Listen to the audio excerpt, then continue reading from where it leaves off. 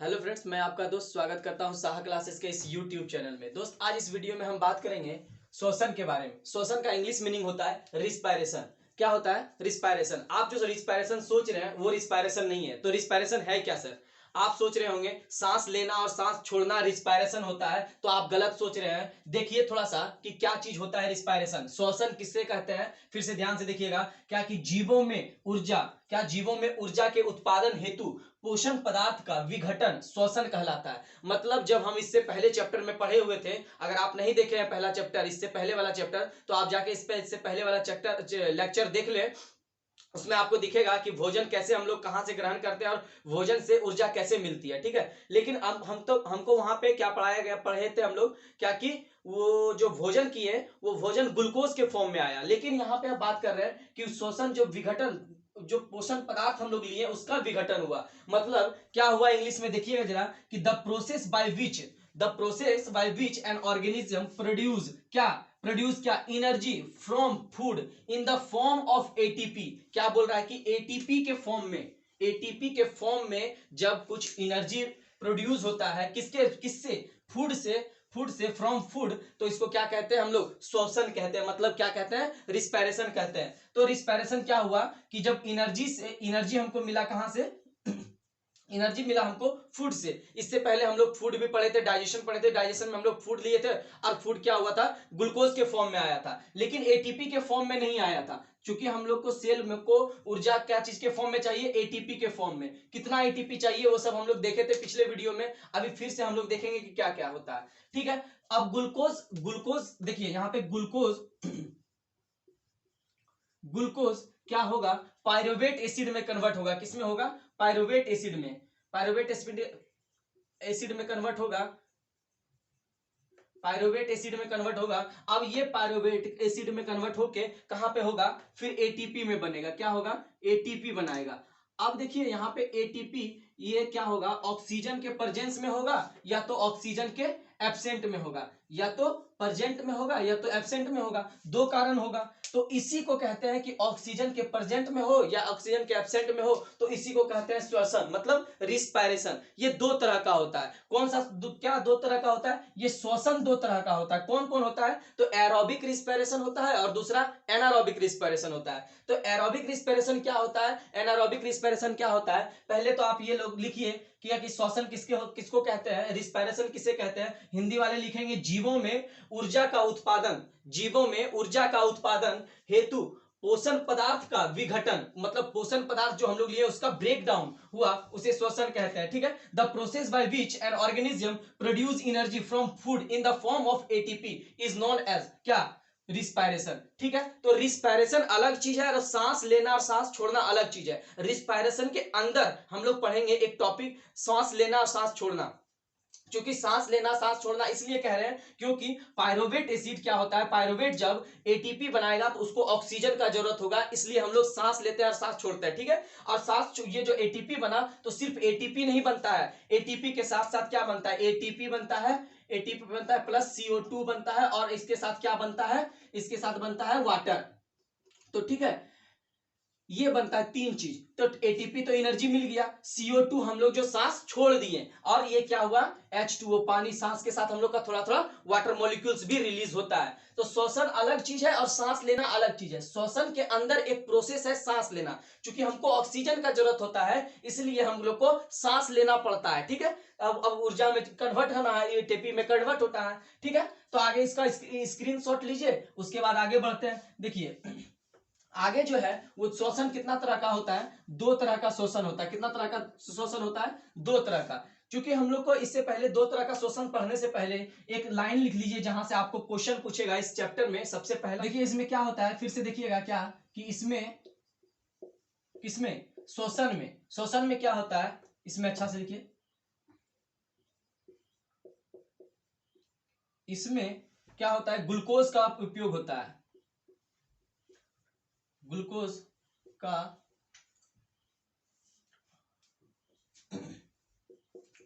प्रयोग होता है। इसलिए क्या होता है? ग्लूकोज जो है, ग्लूकोज को सेलुलर फ्लूइड भी कहा जाता है। क्या कहा जाता है? ग्लूकोज को क्या कहा जाता है? Cellular fluid.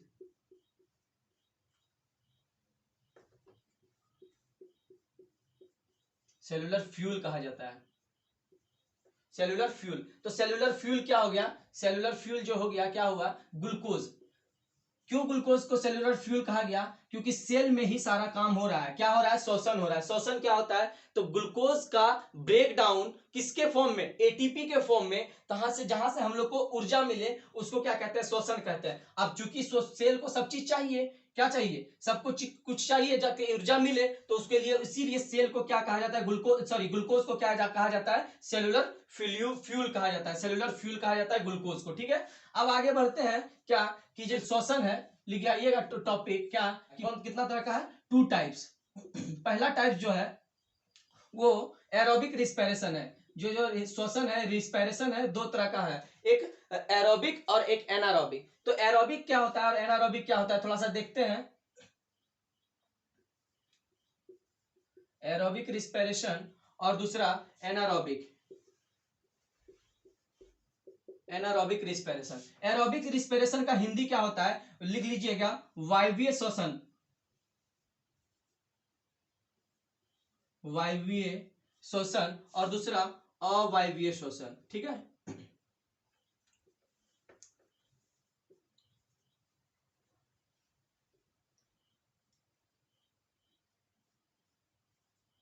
अवायवीय श्वसन क्या होता है, अवायवीय श्वसन और वायवीय श्वसन। देखिए, जब हम बताए थे क्या कि ये जो ग्लूकोज है, ग्लूकोज जो है वो ग्लूकोज किसके फॉर्म में बनता है, पहले पायरुवेट अम्ल में, या पायरुवेट एसिड कह सकते हैं, पायरुवेट एसिड। इसको क्या चीज में कन्वर्ट हो गया, या तो ग्लूकोज में होगा, मतलब एनर्जी में होगा, और सबसे पहले तो हमको एटीपी मिलेगा, एटीपी मिलेगा।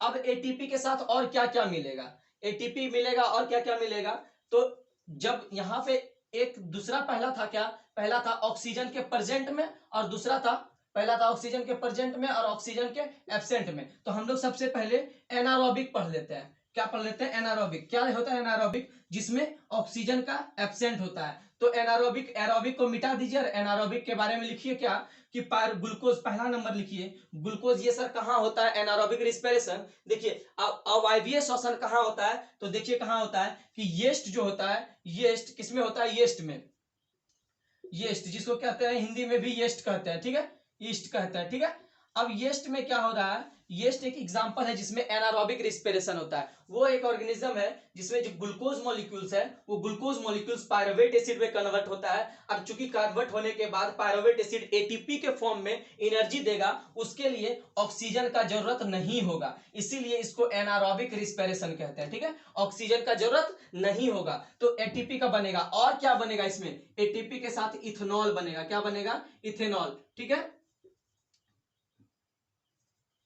इथेनॉल। ठीक है, और प्लस क्या बनेगा, इथेनॉल के बाद CO2 बनेगा, ये CO2 बनेगा, इथेनॉल बनेगा और एटीपी बनेगा। पहला एग्जांपल था यीस्ट में, क्या बनेगा, ग्लूकोज पायरुवेट एसिड में, और यहाँ पे एटीपी बनेगा, इथेनॉल बनेगा और कार्बन डाइऑक्साइड बनेगा। देखिए, आपसे सवाल क्या पूछेगा, क्या कि एनारोबिक रिस्पिरेशन जो है, वो एनारोबिक रिस्पिरेशन क्या प्रेजेंट में होता है ऑक्सीजन के, या एब्सेंट में होता है, तो आपको क्या कहना है, ये क्या होता है, एब्सेंट में होता है। तो फिर दूसरा सवाल पूछेगा, क्या किस में होता है, ये एग्जांपल बताइए, इन सभी से in which of the following organism क्या एनारोबिक रेस्पिरेशन टेक प्लेस, तो क्या बोलिएगा, यीस्ट। यीस्ट में क्या होता है, एनारोबिक रिस्पिरेशन होता है। उसके बाद और कहां होता है एनारोबिक रिस्पिरेशन, देखिए, इसको स्क्रीनशॉट ले लीजिए, और स्क्रीनशॉट लेने के बाद फिर नेक्स्ट लिखिएगा, नेक्स्ट एग्जांपल क्या, क्योंकि हम लोग एनारोबिक रिस्पिरेशन कह रहे हैं, पढ़ रहे हैं, और वायवीय श्वसन जिसको कहते हैं। और दूसरा कहां सुने होंगे, क्रिकेट में जब खिलाड़ी मैदान में खेलते रहते हैं और वहां पे बहुत सारा देर खेलते खेलते क्या होता है, पैर में क्रैम्प हो जाता है, तो उसमें क्या होता है, दौड़ते दौड़ते क्या होता है, ऑक्सीजन का अमाउंट उतना नहीं पहुंच पाता है, वहां पे ऑक्सीजन का अमाउंट नहीं पहुंच पाता है, तो वहां पे क्या होता है, लिखिए, मानव मांसपेशी में ग्लूकोज, ग्लूकोज को पायरुवेट एसिड में बनाता है, पायरुवेट एसिड में बना के, अब पायरुवेट एसिड में क्या बनेगा, ATP, ATP plus lactic acid, lactic acid, acid plus क्या, एनर्जी, या CO2 कहिए, CO2। ठीक है,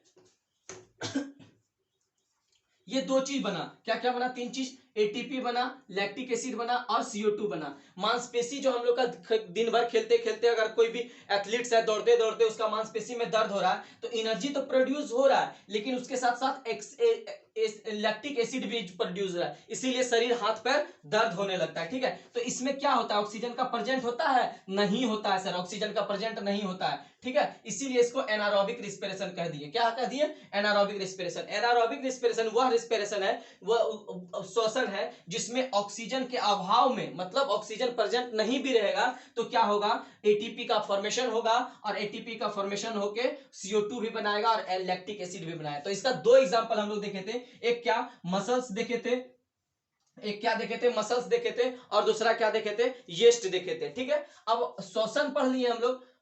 श्वसन का में जो टॉपिक था वायवीय श्वसन, उसके बाद क्या है, उसके बाद वायवीय श्वसन पढ़ते हैं। कौन सा पढ़ते हैं हम लोग? वायवीय श्वसन। देखिए वायवीय श्वसन क्या है हम लोग का, वायवीय श्वसन में हम लोग को पढ़ना है क्या, कि देखिए ग्लूकोज जो है, लिख लीजिए पहले, सबसे पहले वायवीय श्वसन।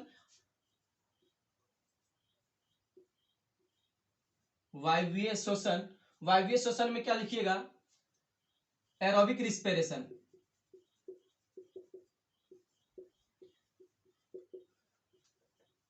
Respiration, aerobic respiration. क्या होता है एरोबिक रिस्पिरेशन? एरोबिक रिस्पिरेशन में क्या होता है, देखिए ग्लूकोज,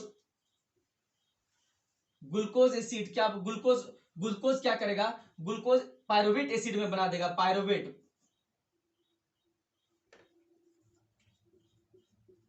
पायरुवेट एसिड में बना के फिर क्या बनाएगा, एटीपी, एटीपी प्लस क्या, CO2 प्लस क्या, H2O। ठीक है, अब यहां से क्वेश्चन आपका पूछेगा क्या, कि वायवीय जो श्वसन है, एरोबिक रिस्पिरेशन जो है, वो एरोबिक रिस्पिरेशन किसके प्रेजेंस में होता है? तो एरोबिक रिस्पिरेशन O2 के प्रेजेंस में होता है। किसके प्रेजेंस में होता है? O2 के प्रेजेंस में। अगर O2 यहां नहीं आया तो प्रेजेंस में, अगर O2 नहीं आया तो एरोबिक रिस्पिरेशन नहीं, एनारोबिक रिस्पिरेशन होने लगेगा। और एनारोबिक रिस्पिरेशन में अगर मसल्स में एनारोबिक रिस्पिरेशन हो रहा है, मतलब मांसपेशी दर्द देगा, क्योंकि वहां पे लैक्टिक एसिड का भी प्रोडक्शन होता है। तो और क्या होता है सर, उसमें एटीपी का प्रोडक्शन होता है। कितना एटीपी बनता है, आपसे पूछेगा कितना एटीपी बनता है, तो 38 एटीपी बनता है, 38 एटीपी बनता है। ठीक है, 38 एटीपी बनता है। अब चूंकि हम लोग को एनर्जी का बात कर रहे हैं, ये तो एनर्जी का फॉर्म है, ऊर्जा का फॉर्म है, ऊर्जा का फॉर्म है, तो ऊर्जा का जो फॉर्म है ये कितना कैलोरी देता है, तो ये लिख लीजिए आपसे, ये कितना किलो कैलोरी देगा, 686 किलो कैलोरी। कितना, 686 किलो कैलोरी। क्या है सिर्फ किलो कैलोरी? आपको लास्ट वीडियो में भी बताए थे कि किलो कैलोरी क्या है, ऊर्जा का मापक है, ऊर्जा का यूनिट है। क्या है ऊर्जा का यूनिट? Kilo calorie. जैसे देखिए, जिस प्रकार आप लोग दूध को लीटर में नापते हैं, पानी को भी लीटर में नापते हैं और डिस्टेंस को मीटर में नापते हैं, उसी तरह एनर्जी जो है, ऊर्जा जो है हम लोग का, वो किसमें नापा जाता है? किलो कैलोरी में नापा जाता है। ठीक है, आगे बढ़ेंगे हम लोग। आगे क्या है कि जो अब यहां पे बात करते हैं कि पायरुवेट एसिड जो एटीपी में बना तो ऑक्सीजन का जरूरत पड़ा। अब ये ऑक्सीजन कहां से आया? इसीलिए हम लोग को सांस लेना पड़ता है, वरना हम लोग को सांस लेने का कोई जरूरत नहीं था। अगर एनर्जी मिल जाता तो सांस लेने का कोई जरूरत नहीं था। हम लोग को तो एनर्जी चाहिए, और वो भी बिना लैक्टिक एसिड बनाए हुए, क्योंकि अगर लैक्टिक एसिड बनेगा तो शरीर दर्द होगा। ऑक्सीडेशन यहाँ पे, श्वसन तो पहले भी हो रहा है, रिस्पिरेशन तो अब ऑक्सीजन के अभाव में भी हो रहा है, लेकिन क्या हो रहा है, मसल्स में क्रैम्प आ जा रहा है। ठीक है, तो इसलिए हम लोग को क्या जरूरत पड़ रहा था? ऑक्सीजन का जरूरत पड़ रहा था। अब चूंकि ऑक्सीजन का जरूरत पड़ रहा है, इसीलिए हम लोग को अब रिस्पिरेशन करना ही, श्वसन करना पड़ेगा, सांस लेना पड़ेगा। कौन? सांस मतलब ब्रीदिंग, सांस मतलब ब्रीदिंग लेना, सांस लेना मतलब ब्रीदिंग करना। ठीक है, तो ब्रीदिंग जो करते हैं वो पढ़ते हैं। अब क्या होता है ब्रीदिंग? क्योंकि हमको ऑक्सीजन पहुंचाना, एनर्जी मिल गया था हमको फूड से,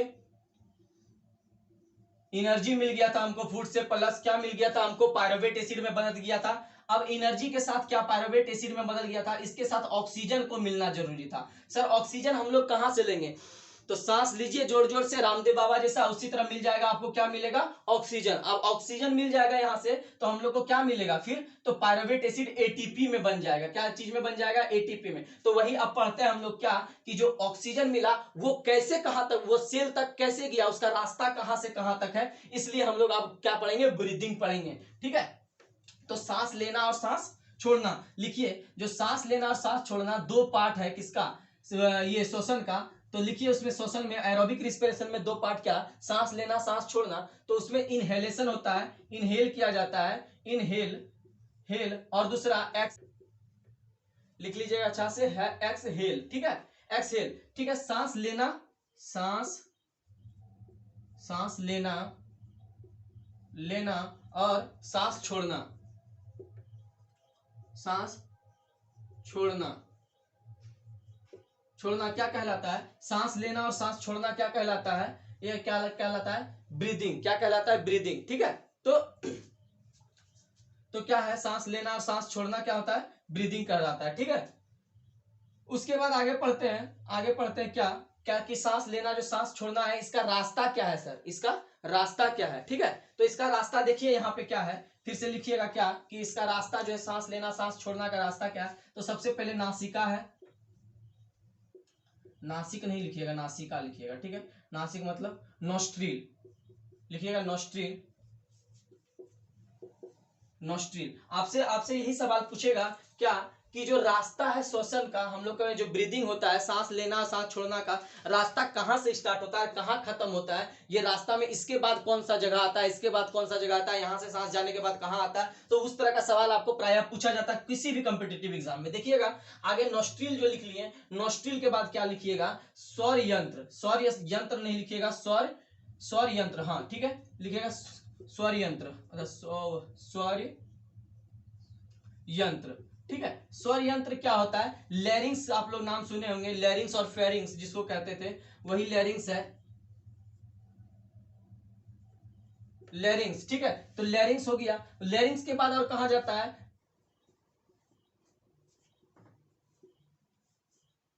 श्वास नली। उसके बाद क्या लिखेंगे, इसका इंग्लिश लिखेंगे ट्रैकिया, ट्रैकिया, श्वास नली को क्या कहते हैं हम लोग, ट्रैकिया, ट्रैकिया। उसके बाद क्या लिखेंगे, फेफड़ा, ठीक है। क्योंकि यहां तक हम लोग को ऑक्सीजन पहुंचाना था तो हम लोग पहुंचा दिए, फेफड़ा, ठीक है। फेफड़ा को क्या लिखिएगा, लंग्स, लंग्स, ठीक है। अब देखिए लंग्स से सवाल पूछता है कि कितना, लंग कैसा कलर का होता है, क्या होता है लंग्स के बारे में सब अभी देखेंगे हम लोग, ठीक है।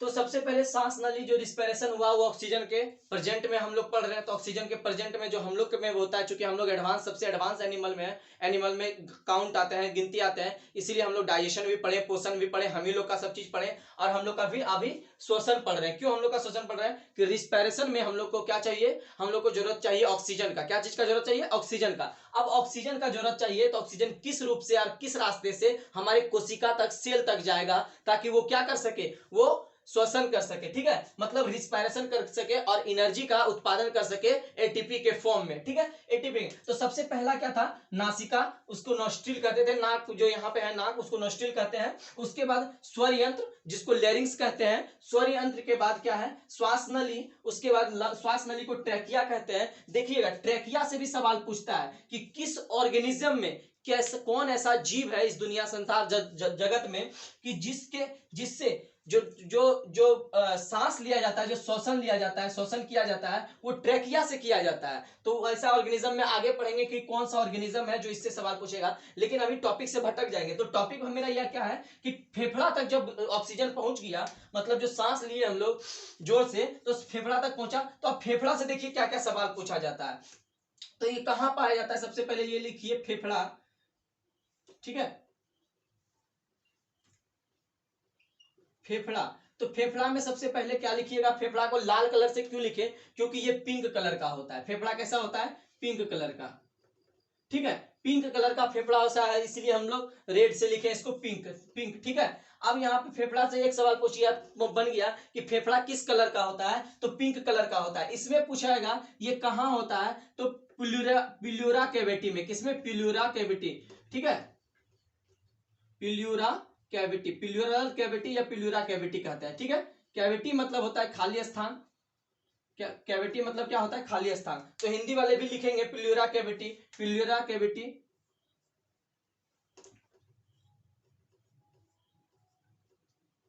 पिल्यूरा, पिल्यूरल या पिल्यूरल कैविटी कह सकते हैं, ठीक है, ठीक है। Pleural cavity. अब ये प्लूरल कैविटी जो है ये पूछेगा दूसरा सवाल कि जो हम लोग का फेफड़ा है, ह्यूमन का फेफड़ा है, मानव का जो फेफड़ा है जिसको लंग्स कहते हैं, वो कहाँ पाया जाता है? तो प्लूरल कैविटी में पाया जाता है, प्लूरल कैविटी में पाया जाता है। उसके बाद वहां पे क्या होता है, प्लूरल कैविटी के बाद वहां पे होता है कि लंग्स को एक मेम्ब्रेन से ढक दिया जाता है, एक चादर से ढक जाता है। उस चादर का नाम क्या है? उस चादर का नाम है प्लूरल मेम्ब्रेन। क्या नाम है? Pleural membrane. ठीक है, प्लूरल मेम्ब्रेन, मेम्ब्रेन। ठीक है, प्लूरल मेम्ब्रेन, हिंदी में भी प्लूरल मेम्ब्रेन लिख दीजिए, pleural membrane, pleural membrane, membrane, pleural membrane. ठीक है, तो प्लूरल मेम्ब्रेन लिख दिए।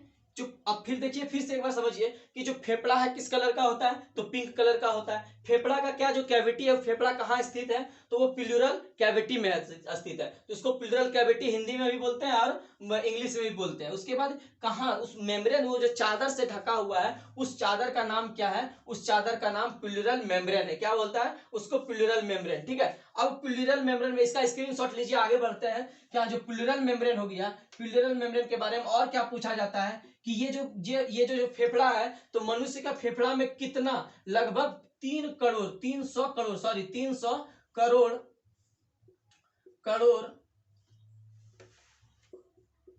करोड़ क्या 300 करोड़ क्या होता है? वायु कोष होता है। क्या होता है?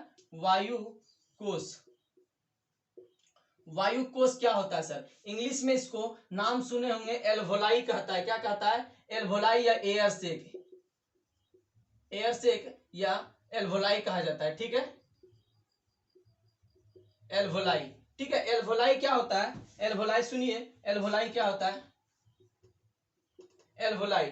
ठीक है, एल्वोलाई क्या होता है? देखिए कि जो हम लोग का ये हम लोग का लंग्स है, हम लोग का अगर लंग्स बनाया जाए, एक बार देख लेते हैं लंग्स, इसको स्क्रीनशॉट लीजिए, तब हम लंग्स बनाते हैं और लंग्स बना के बताते हैं क्या होता है एल्वोलाई, कहाँ पे होता है एल्वोलाई, और 300 करोड़ रहने का मतलब क्या हुआ सर? 300 करोड़ से कम क्यों नहीं है या ज्यादा क्यों नहीं है? तो देखिए, सबसे पहले हम लोग लंग्स बनाते हैं, थोड़ा सा लंग्स पर ध्यान दीजिएगा, और उसके बाद पता चलेगा आपको क्या कि ये जो लंग्स है वो कैसा होता है और पिंक कलर का होता है, ये जान गए। उसके बाद 300 करोड़ क्या है इसमें? प्लूरल मेम्ब्रेन है। ठीक है, 300 करोड़ प्लूरल मेम्ब्रेन। उसके बाद 300 करोड़ के बाद प्लूरल मेम्ब्रेन जो है वो इस तरह का होता है लंग्स। अब प्लूरल मेम्ब्रेन के बाद ये जो प्लूरल मेम्ब्रेन है, क्या चीज से ढका हुआ है? ये प्लूरल मेम्ब्रेन से ढका हुआ है, इसी को प्लूरल मेम्ब्रेन कहते हैं। ठीक है, अब प्लूरल मेम्ब्रेन के बाद बोले थे कि इसमें 300 क्या है?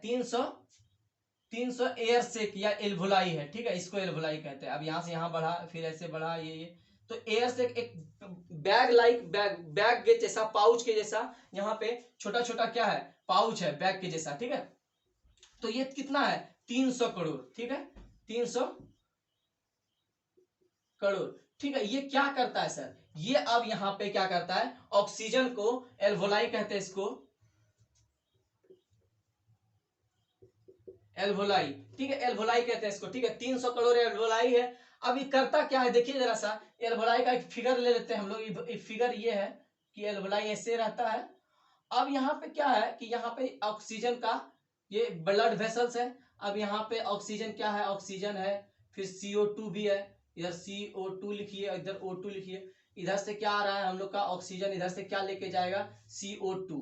ठीक है, अब देखिए हम लोग सांस लिए, कहां से? यहां से आया सांस, इधर से आते आते यहां चला गया, किसमें? लंग्स में आ गया। लंग्स में आने के बाद क्या आ जाएगा? ट्रेकिया में आ जाएगा, इसी को ट्रेकिया कहते हैं। यहाँ पे ट्रेकिया कहने के बाद, ट्रेकिया में आने के बाद कहाँ आ जाएगा? ये एयर सेक में आ जाएगा। यही एयर सेक को हम यहाँ बनाए हैं, ये एयर सेक में आएगा। मतलब इधर से ऑक्सीजन लेके गए, ऑक्सीजन कहाँ ले जा रहा है? ये ब्लड कंपोनेंट्स को, ब्लड कंपोनेंट्स में मिला देगा ऑक्सीजन, ताकि हमको सेल तक पहुंचाना है। क्या पहुंचाना है? सेल तक। हमको क्या पहुंचाना है? ऑक्सीजन पहुंचाना है सेल तक। तो ये जो ऑक्सीजन है इसमें आ जाएगा, और CO2 यहां से डिफ्यूज होके अंदर चल जाएगा। अब फिर एल्वोलाई से यहाँ पे ऐसे आएगा, और एल्वोलाई से वापस बाहर चल जाएगा CO2। ठीक है, CO2 फिर बाहर चल गया और O2 क्या होता है, अंदर आ जाता है। तो इसी प्रकार से हम लोग का क्या होता है, श्वसन होता है, सांस लिया जाता है और सांस अब चूंकि सांस यहाँ पे ऑक्सीजन जरूरी है सेल को, अब सेल को ऑक्सीजन जरूरी है, क्या चीज से आएगा, नाक से आएगा, नाक से होते हुए ट्रेकिया में आएगा, ट्रेकिया से किस में आएगा, एल्वोलाई में आएगा, एल्वोलाई से किस में आएगा, ब्लड वेसल्स में आएगा, ब्लड वेसल से किस में जाएगा, हार्ट में जाएगा, हार्ट पंप करेगा, हर एक जो पंपिंग मशीन है तो हार्ट पंप क्या करेगा, ब्लड करेगा। अब हार्ट पंप ब्लड पंप किया तो ऑक्सीजनेटेड ब्लड भी, डीऑक्सीनेटेड ब्लड भी, तो ऑक्सीजनेटेड ब्लड को कहां तक ले जाएगा, तो सेल तक ले जाएगा। अब सेल क्या करेगा, सेल क्या करेगा, जो ग्लूकोज मॉलिक्यूल्स उसके पास, सेल के पास है, वो ग्लूकोज मॉलिक्यूल्स पायरुवेट अम्ल में चेंज हो जाएगा, पायरुवेट एसिड में क्या मिल जाएगा, ऑक्सीजन मिल जाएगा, और ऑक्सीजन मिलने के बाद हमको एटीपी का एनर्जी का फॉर्मेशन होगा। एटीपी बना तो कितना एटीपी बना, देखिए एटीपी बना तो कितना एटीपी बना, 38 एटीपी बना, ठीक है, 38 एटीपी बना। और 38 एटीपी के बाद और क्या बना सर, तो कुछ नहीं बना, 38 एटीपी के साथ क्या क्या बना, एनर्जी बना, CO2 बना और वाटर बना, ठीक है, H2O, ठीक है। 38 एटीपी का कितना किलो कैलोरी होता है, तो 686 किलो कैलोरी। यही सवाल आपसे पूछेगा कि कितना कैलोरी उत्पन्न होता है ग्लाइकोलाइसिस में, इसमें नहीं, ग्लाइकोलाइसिस में नहीं, ये जो रिस्पिरेशन होता है तो कितना कैलोरी, एक बार में हम लोग को 686 किलो कैलोरी ऊर्जा मिलती है, ठीक है। अब देखते हैं आगे कि एल्वोलाई के बाद हम लोग देखे थे, ये जो एल्वोलाई था, एल्वोलाई के बाद हम लोग क्या देखे थे, एल्वोलाई के बाद कहां जाता था, ब्लड में जाता था, ब्लड में लिख लीजिए, ब्लड में, ब्लड के बाद कहां जाता था, उत्तक में, उत्तक जिसको कहते थे, उत्तक मतलब टिश्यू। अब क्या है कि टिश्यू के बाद सेल में जाता था, सेल में जाता था। अब यहीं पे काम हो रहा है क्या, ग्लूकोज का ब्रेक डाउन और पायरुवेट एसिड में, पायरुवेट एसिड में चेंज होना और पायरुवेट एसिड से ऊर्जा में बदल जाना, ठीक है। अब यहां तक बात हो गया। इसके बाद हम लोग पढ़ते हैं क्या कि जो श्वसन हम लोग में, ये तो हम लोग का बात हुआ, लेकिन कुछ ऐसे ऑर्गेनिज्म है जहां से आप सवाल पूछता है कि देखिए क्या कि ऑर्गेनिज्म का पहले बाद में बात करेंगे, थोड़ा सा एक टॉपिक और है क्या कि जो हम लोग सांस लेते हैं, सांस छोड़ते हैं, उसका एक रेशियो होता है, उसका एक रेशियो होता है, इसको श्वसन भागफल कहते हैं। इसको क्या कहते हैं, श्वसन भागफल, श्वसन भागफल। इसी से आपका सवाल पूछा जाता है, जिसको भागफल लिख लीजिए, भागफल। श्वसन भागफल मतलब क्या होता है, श्वसन भागफल मतलब होता है रिस्पिरेटरी क्वोशेंट। क्या होता है, RESPIRATORY, रिस्पिरेटरी क्वोशेंट, ठीक है, रिस्पिरेटरी क्वोशेंट, रिस्पिरेटरी क्वोशेंट, ठीक है। रिस्पिरेटरी क्वोशेंट क्या होता है, इसको RQ से डिनोट किया जाता है। आपका सवाल पूछेगा कि RQ कितना होता है किसी चीज का, तो किस चीज का, प्रोटीन, फैट, विटामिन, ये सब का RQ क्या होता है। तो देखिए जो RQ होता है उसका फॉर्मूला जो होता है, वो फॉर्मूला जो होता है वो लिख लीजिएगा, फॉर्मूला होता है कि CO2 का क्या होता है, CO2 का कुल क्या उत्पादन, ठीक है, CO2 का उत्पादन डिवाइडेड बाय क्या, डिवाइडेड बाय O2 का कुल प्रयोग, कुल उपयोग, ठीक है, उपयोग। ये इसी को रिस्पिरेटरी क्वोशेंट कहते हैं, मतलब कितना उत्पादन CO2 कर रहा है, कब, जब O2 ले रहा है तब, जब O2 ले रहा है तब कितना CO2 निकल रहा है, तो इसी को क्या कहते हैं हम लोग, रिस्पिरेटरी क्वोशेंट कहते हैं, ठीक है। तो आपसे सवाल यहां से नहीं पूछेगा, आपसे सवाल पूछेगा ये क्या सवाल कि कार्बोहाइड्रेट्स है, जो कार्बोहाइड्रेट्स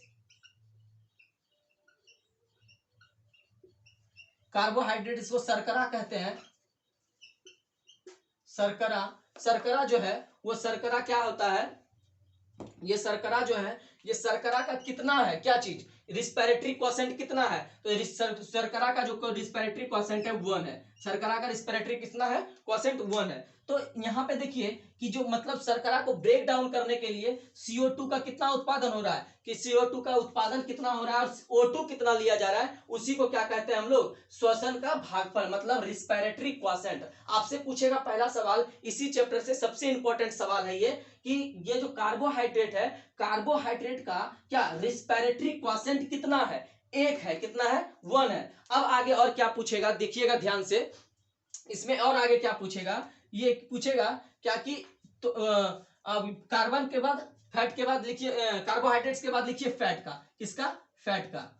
फैट मतलब क्या होता है, वसा होता है, क्या होता है, वसा। कितना होता है सर वसा का? वसा का आरक्यू कितना होता है? तो वसा का आरक्यू 0.7 होता है। कितना होता है? 0.7। इसको ब्रैकेट में लिखिए 1 से कम, 1 से कम।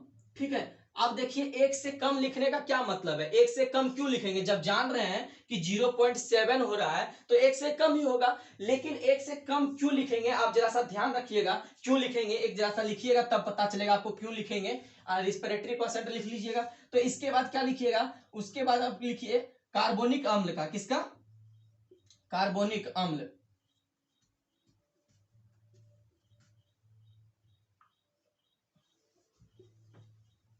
अम्ल, कार्बनिक अम्ल का कितना होता है? 4 होता है। मतलब 1 से, एक लिखिए 1 से अधिक, अधिक, 1 से अधिक। ठीक है, 1 से अधिक क्यों लिखे सर? फिर बताइए, अभी नहीं बताएंगे। जरा सा प्रोटीन का भी लिख लीजिए, फिर बताते हैं आपको। प्रोटीन का, प्रोटीन का, प्रोटीन का लिख लीजिए। कितना? प्रोटीन का लिख लीजिए 0.8, 0.8। क्या लिख लीजिएगा? प्रोटीन का 0.8, मतलब 1 से फिर कम। ठीक है, 1 से कम। ठीक है, ठीक है, कार्बोनिक अम्ल। ठीक है, कार्बोनिक अम्ल का स्पेलिंग लिख लीजिए।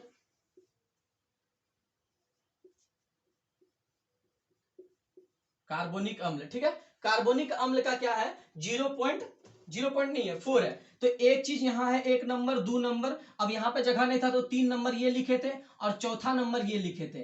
ठीक है, चौथा नंबर ये लिखिएगा। अब देखिए यहां पे पूछेगा कार्बन का कितना है, वसा का कितना है, कार्बोनिक अम्ल का कितना है और प्रोटीन का कितना है। देखिए कम लिखने का क्या मतलब हुआ? कम लिखने का क्या मतलब हुआ? आपसे सवाल पूछेगा कि ये जो फैट है, फैट का रिस्पिरेटरी क्वोशेंट कितना होता है? फैट जो है उसका रिस्पिरेटरी क्वोशेंट कितना होता है? 1 से कम। आपको ये वैल्यू नहीं देगा, क्योंकि ये वैल्यू तो आप रट के जाइएगा। ये वैल्यू आपको नहीं देगा। आपसे पूछेगा, आपको जो जो सेटर क्वेश्चन सेट करेगा आपको देगा ऑप्शन में क्या कि 1 से कम, 1 से अधिक या 1 से कम, इस तरह करके सवाल देगा। इनमें से दोनों, इनमें से कोई नहीं। तो आपका जो सही होगा उसके लिए मानना है। जैसे कार्बन में अगर कार्बोनिक अम्ल का पूछेगा तो इसमें क्या पूछेगा? 4 से, 4 है तो मतलब 1 से अधिक पूछेगा, तो 1 से अधिक वाला को टिक करना है। ठीक है, इसीलिए हम पूछे थे, बोले थे कि 1 से अधिक भी लिखिएगा। ठीक है, अब इतना से क्वेश्चन प्रोटीन से ही सबसे पूछेगा ही पूछेगा क्वेश्चन। लेकिन अब इसके बाद हम पढ़ते हैं आगे क्या, कि जो विभिन्न जीव जंतु प्राणी जगत में है इसका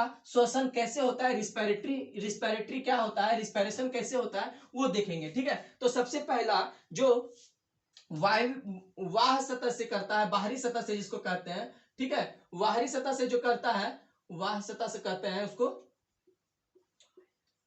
ठीक है, वाह्य सतह, वाह्य सतह से क्या कौन करता है? अमीबा करता है। ठीक है, अमीबा। ठीक है, अमीबा कहता है। उसके बाद और क्या, और एग्जांपल ये इससे इससे पूछेगा क्वेश्चन। ठीक है, और क्या पूछता है? त्वचा के बारे में, क्या त्वचा से कौन करता है? ठीक है, त्वचा, त्वचा से कौन करता है? त्वचा से मेढक करता है। ठीक है, मेढक, मेढक सांस किससे लेता है? त्वचा से लेता है। ठीक है, और कौन लेता है? जोंक लेता है। ठीक है, जोंक, जोंक लिख लीजिएगा एग्जांपल। और इसके बाद क्या लिखिएगा? उसके बाद लिखिएगा श्वास नली से कौन लेता है? ठीक है, श्वास नली से लिखिए, श्वास नली, नली से कौन लेता है? ठीक है, श्वास नली से कौन ले रहा है? तो श्वास नली जो है उसको ट्रैकिया कहते हैं इंग्लिश में। और उसके बाद क्या लेता है? तिलचट्टा लेता है। ठीक है, तिलचट्टा। ठीक है, तिलचट्टा लिया। अब उसके बाद क्या? गलफड़ा से कौन लेता है?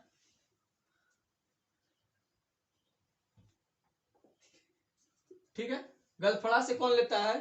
तो गलफड़ा से कौन लेता है? जलीय जीव, जलीय जीव लेता है। ये सब सवाल आपका सभी, इसको गिल्स कहते हैं। ठीक है, गिल्स, गलफड़ा को क्या कहते हैं? गिल्स। ठीक है, गिल्स कहते हैं। ठीक है, उसके बाद क्या है? ये सब हो गया। अमीबा किससे लिया? वाह्य सतह से लिया। त्वचा से कौन लिया? मेढक लिया। उसके बाद कौन? श्वास नली से कौन लिया? तिलचट्टा लिया। अब तिलचट्टा का, तिलचट्टा के बाद कौन है? फेफड़ा से जलीय जीव। और हम लोग कैसे लेते हैं?